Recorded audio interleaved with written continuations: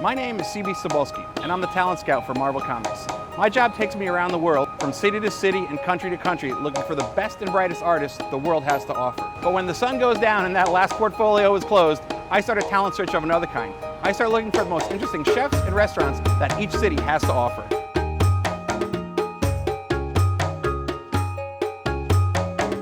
I'm here at Sim Chai Kee Noodle House in the heart of central Hong Kong. Only opened in 1998, they quickly gained a reputation for their thin noodles and ping-pong-sized wontons. Here, you only have three options: wontons, fish balls, or sliced beef. Now, rather than order three different noodle dishes, I've asked the staff to prepare me a triple threat. So I'll be getting all three toppings on one bowl of noodles. And here we go. Wow. It just comes heaped over this plate of wonderful yellow egg noodles. There's an art of noodle making, and the people here who do the noodles know exactly what they're doing.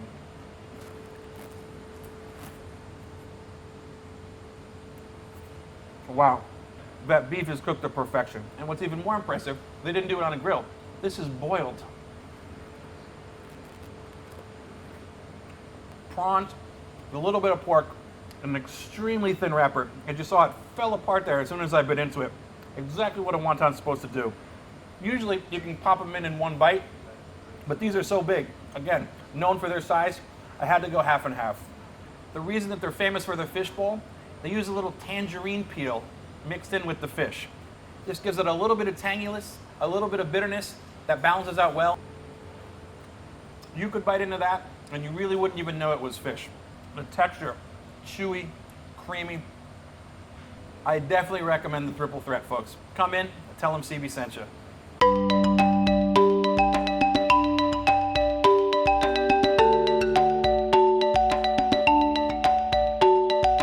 We're switching things up this morning. We're at Yao Yun Su Choi. It's a noodle place on the Kowloon side of Hong Kong. This place has been around for about 5 years, doing hand-cut and hand-pulled noodles. We'll get inside and start slurping.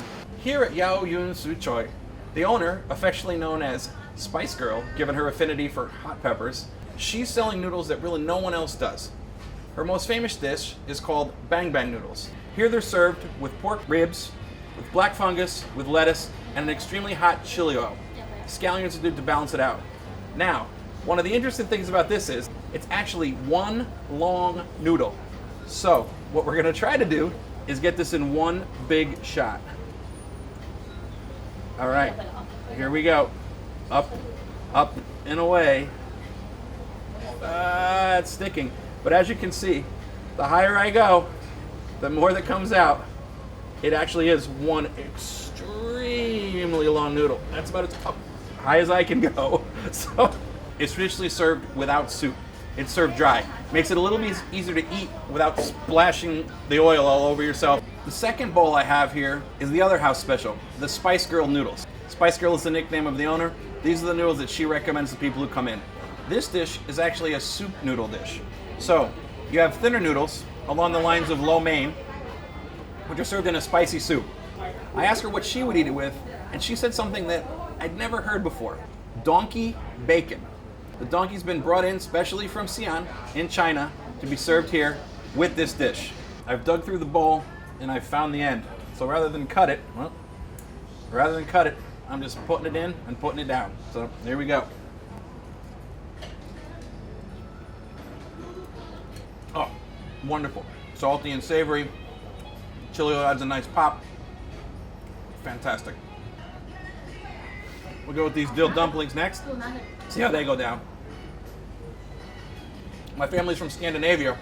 We eat a lot of dill with our salmon, lots of other things, but never in a dumpling before. Well, that's a new experience for me, but it works really well. Here we go with the Spice Girl special. Let's just hope she went easy on me with the chili peppers. Oh, beautiful. Completely different flavor profile than the Bang Bang noodles. Rather than the spiciness from the chili oil, this has more of a spiciness from kind of more earthy spices. There's some cumin in there, maybe some star anise, but it definitely has a kick to it. And last but not least, the donkey bacon. When they butcher it for bacon, they leave a huge layer of fat right in the middle to make it more edible in this form. don't think I've ever eaten something like that in taste or in texture. It's not gamey. It's not meaty. It doesn't have a bacon flavor to it. The flavor of the fat really comes in as it combines. It's definitely something that's quite unique. And I don't know if I've ever had anything like it before.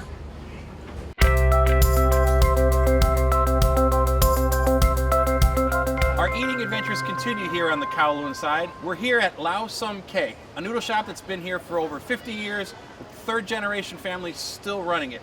The thing is here, they do a style of noodles called Juk Sing. They're one of the few places that still do it anywhere in Hong Kong. What is Juk Sing? The noodles here are prepared Juk Sing style. Now that's a preparation that's almost never done here in Hong Kong anymore. The reason is it's very time consuming and actually very difficult. The noodle maker actually takes a large bamboo pole and puts it on top of the noodle dough. He then puts his leg over it and bounces up and down, almost like he's riding a horse. The bouncing motion actually adds air into the noodle. So rather than rolling it and pressing the air out, the key is to put the air back into the noodle to make it springier. And those why the noodles here at Lao Sum Ke are so popular. Like most noodle places in Hong Kong, they offer the noodles two ways, dry and in soup. However, they offer them in two unique preparations done almost exclusively here. The first preparation is with tripe, beef tripe to be exact. That's the one that comes in the soup. The tripe is braised till it's super tender. The second preparation is something I've never seen before. The noodles are served dry, and they're served with a broth made with shrimp heads, served with shrimp dumplings. However, there's a third shrimp component to this dish, and that's shrimp roe. They've actually taken the roe, dried it, and then shaved it onto the noodles, just like you would in Italy with a botarga or a pasta or a mentaiko in a Japanese preparation. It's absolutely fascinating. I've never seen it done this way. I'm gonna start with the beef tripe noodles. Wow. So there they are, the famous Juk Sing noodles. Springy on the exterior. Let's check them out on the interior. They were not kidding. That Juk Sing method really adds a springiness to the noodle. They're light, they're chewy, and they just absorb that soup. Now tripe is a much maligned meat, usually because it's not prepared properly. It's usually overcooked, chewy. The way they do it here at Lao Sum Ke, tender, soft, juicy, really just melts in your mouth. Time for my shrimp roe pasta. Now, before I dug in, I asked the auntie, I said, how am I supposed to do this? Am I supposed to eat it dry, or am I supposed to do it like skim it? Am I supposed to pick it up, and put it in the soup and eat it? She said, do it however you like. So let's try both ways. First, we're gonna go dry.